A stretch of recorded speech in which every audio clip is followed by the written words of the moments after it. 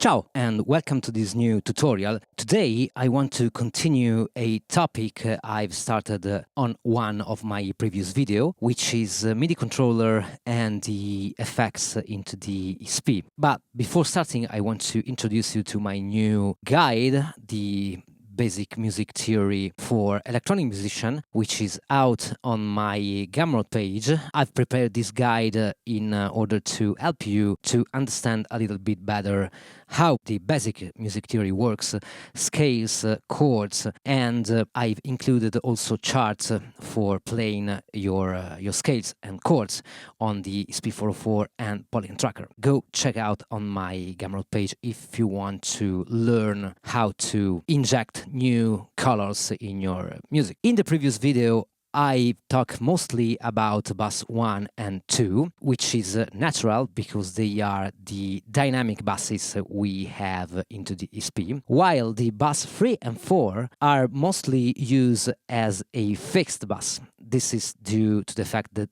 they are master basses and they are not sends, and they can't work in parallel, but they can only work in serial. So we have bass 3 and bass 4. We can check this easily in the effect setting page. Now, as you can see in this session here, I have bass 1 and 2, which are in parallel, and they are mapped to this 4 encoder here, bass 1 and bass 2. How to map a MIDI controller is explained in my previous video, so I skipped that part. And here, the goal is to use bass 3 and 4 as a dynamic basses, so we can activate or deactivate the effect and use the parameter. Now, I have mapped a filter here.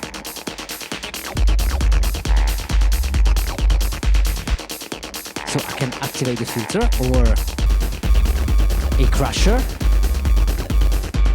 and I can use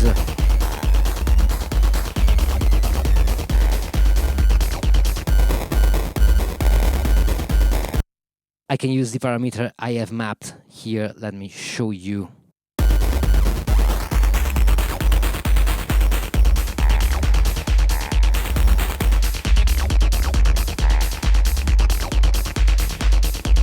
Nice. So this is the same for this tree knob. I've mapped only different effects, and every knob has this on-off function. So I can press the knob to activate or deactivate a single effect. And the cool thing is that the off is active on all this encoder here. So if I push the second encoder, I activate the crash. But if I push the first encoder while the crash is activated, I can easily switch off and then switch on the desired effect. So no matter where I am in this row here, I can always deactivate the effect, and this is very handy. On the bass 4, I have mapped mostly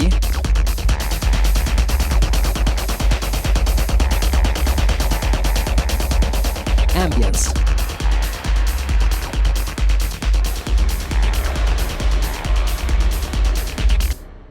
And this is done by purpose, of course, because on the bass 3, since they are in serial, the output, the bass 3, is going into the input of the bass 4 and then into the master output. So this means that if I filter before, I can inject a delay on the filtered signal. And this is very important. There's a lot of difference because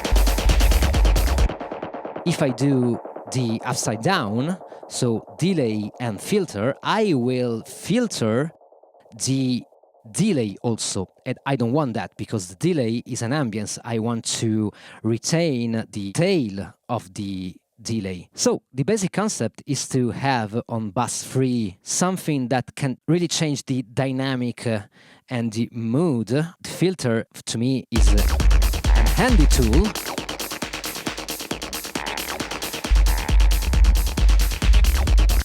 While retaining free the two basses 1 and 2. So I can create with a tap a drop, for instance.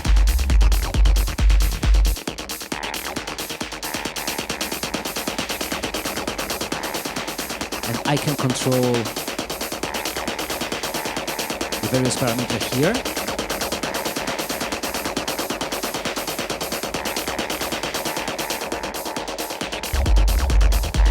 And then go. So this is very handy.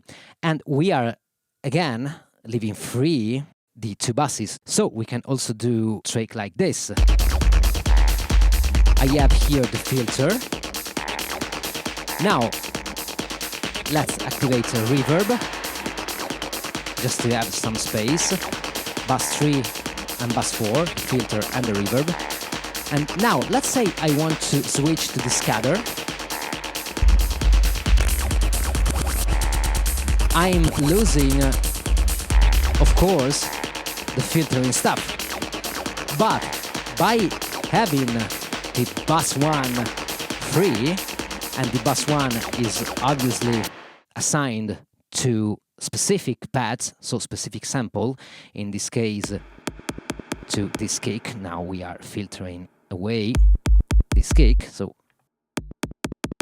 let's do it again. Activate the filter, the reverb, and as I said, if I activate the scatter, I'm losing all the filtering effect. So I can solve this problem by using the correct filter on bus 1. Of course, you have to assign, and then I can use the scatter effect without losing the filtering effect. And when I'm ready,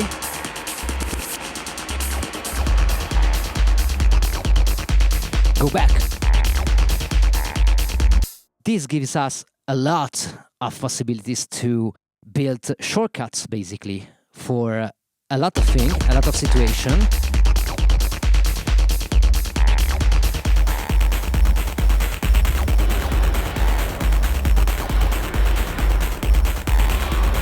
You can use also just to spike a little bit up your performance.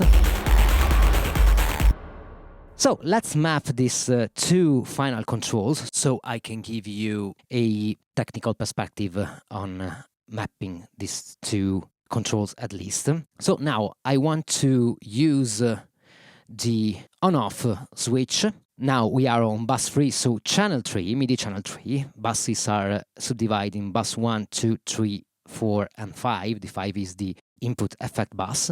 The selection of the effects is the 83, CC83, and we have in bus 3 and 4, 40 effects to choose from, numbered from 1 to 40. The 0 is always off. This is why I haven't to map an on-off message, which is the number 19, the CC number 19, but I can easily and simply put on a list message, so the number 83, and we can use the range to pick our desired effect. So the lower is always 0, and the upper is an effect we want to choose. So let's say, I don't know, the 31, I know it's the wah. So let's see what happened here. Yes, it works. And we have control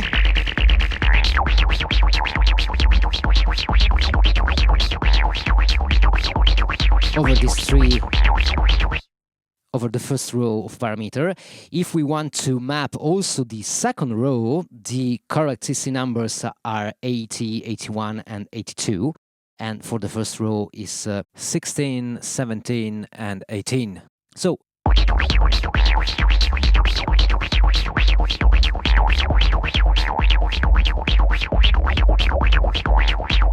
that's nice. Now let's change the name of this, because it's very important to have a structured template if you can, as I can with my controller, so I can easily recall what is doing what, okay? And then let's choose something for this last control here, so channel 4, exact same CC number, so the effect list. And let's try, I don't know, the 19 should be the hyper.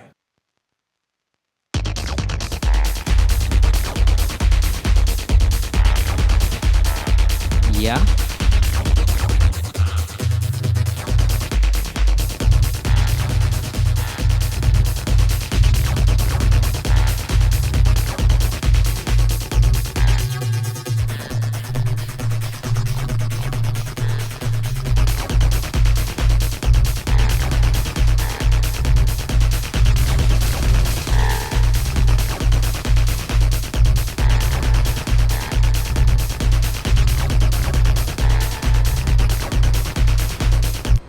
Yeah, that's not bad, but we can do something different if we want. So let's, I don't know, map the flanger, which is the 29.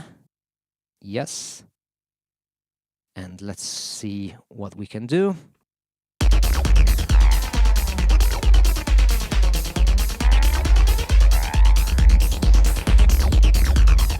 Oh, sorry, this is the wrong bus.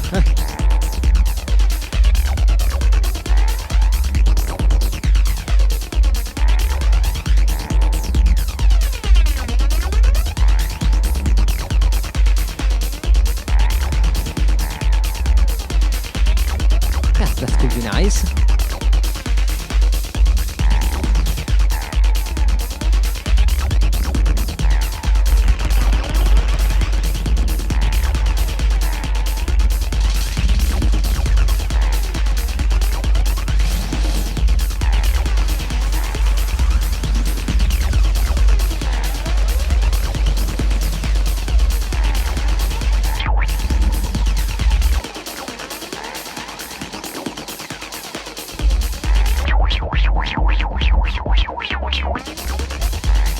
And yeah, you can continue like this forever.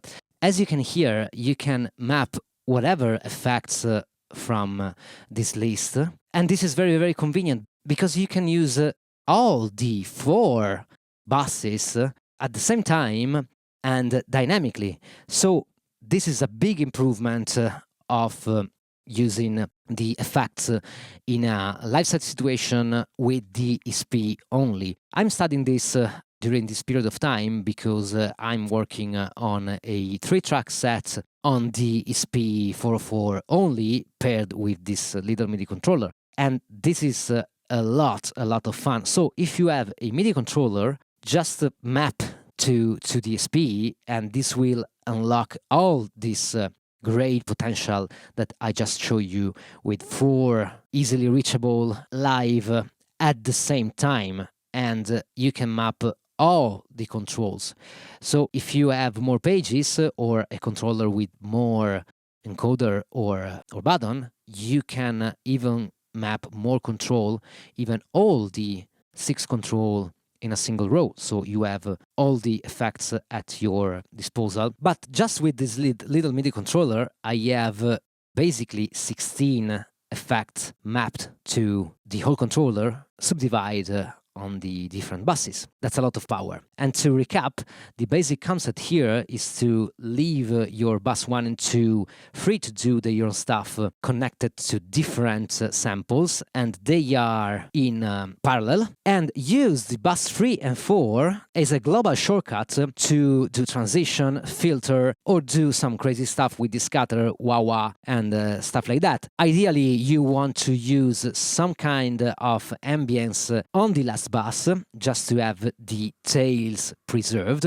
from the reverb or delay, but you can also use other kind of effects as I show you with the last parameter. This is it for today, and I suggest you to check out my Gumroad page and check this new guide. There's also a free scale chart for the ESP to download, so check it out. And as always, I hope this tutorial will be useful for you. Thank you for watching and see you next time. Ciao!